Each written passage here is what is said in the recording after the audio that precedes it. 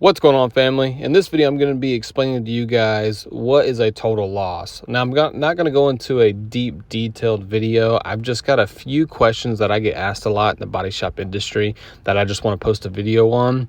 Now, I plan on doing a few more extensive videos on the total loss explanation, and when I do have those posted on this channel, I will post them in the description.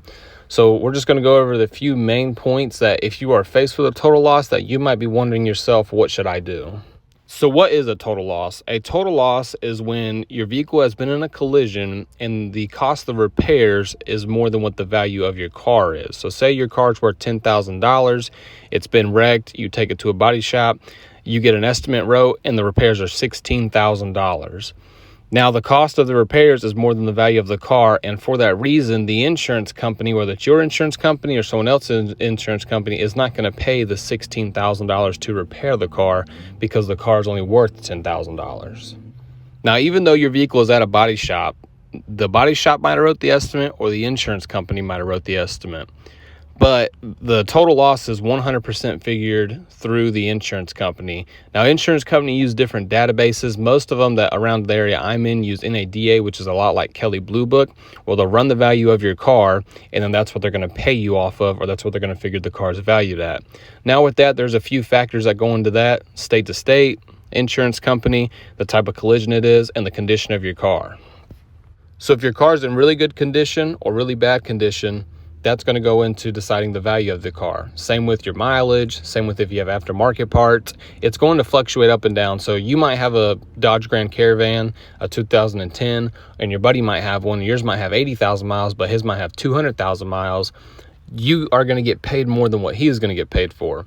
So the condition of your car, the mileage of your car, whether it's the interior conditions good or bad, the exterior conditions good or bad, and also with that is if you have any aftermarket parts. So if you have aftermarket wheels, lift kit, headlights, handicap accessible ramp, whatever it is, that goes into factor of what your car is valued at. So if you're faced with a total loss collision, say you put a new motor in it, say you just put a brand new set of tires on it, definitely let the insurance company know that you just had that work done or you have aftermarket parts on the car, because that's going to bring the value of the car up more, where either it might not total if it's that close within the repair price, or you're going to get paid out more for your vehicle because you have put money into it compared to just your standard vehicle that they're looking at when they're running your valuation report.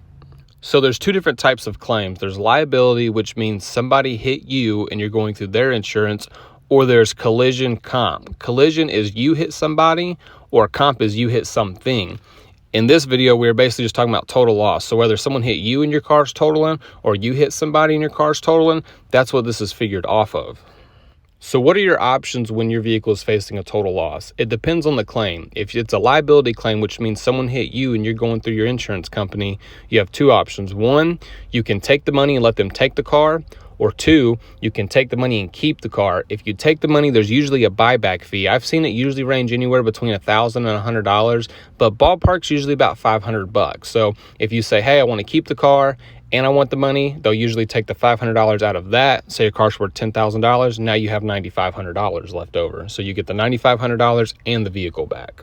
Now, if it's a collision or a comp, it gets a little bit different. Say you decide you're going to let them take the vehicle, then usually what they're going to take out of that is just your deductible. So if you have a $500 deductible, you let them take the car, you're going to be left with $9,500.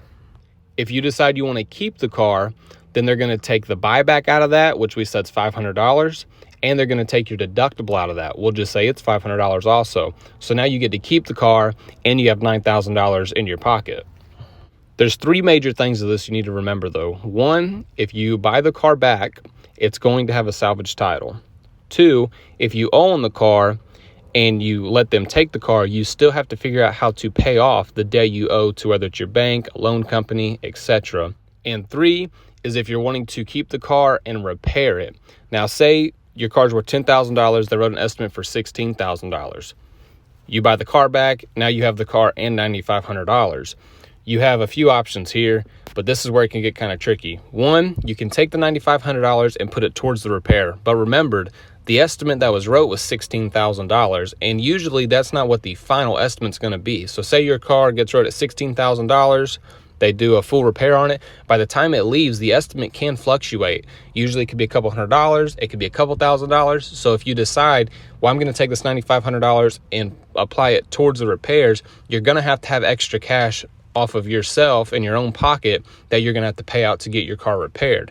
Now, if you accept any of these decisions that the insurance company is offering you, it's a done claim. So if you're like, well, I'm going to keep the car and put this money towards it, the insurance company is not going to give you no more money. So that's why you need to have the extra cash to be able to fund for the repairs. Now, there is kind of a way you can get around this where you don't have to put out any extra cash. And that is, say it's hitting the right front corner.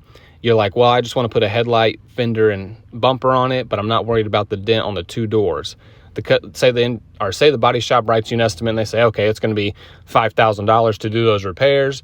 You're okay living with the cosmetic damage on the two doors. You take the rest of the money, you put it in your pocket. Now your car's drivable, but it's not fixed exactly how it was. That's about the only way you can do it where you don't have to pay no money out of your pocket and still make your car drivable.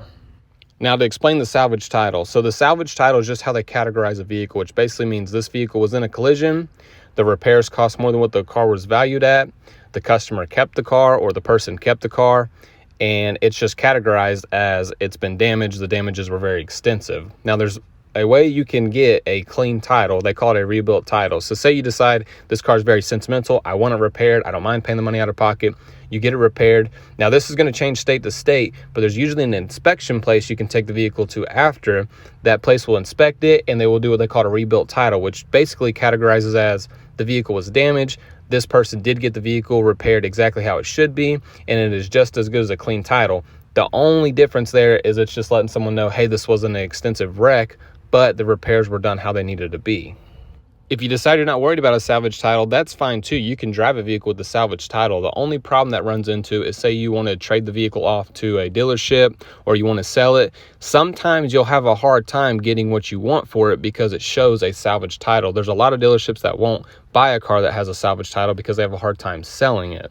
So just keep that in mind, when you're trying to debate on what you want to do, whether you want to get a rebuilt title, whether you want to just have a salvage title.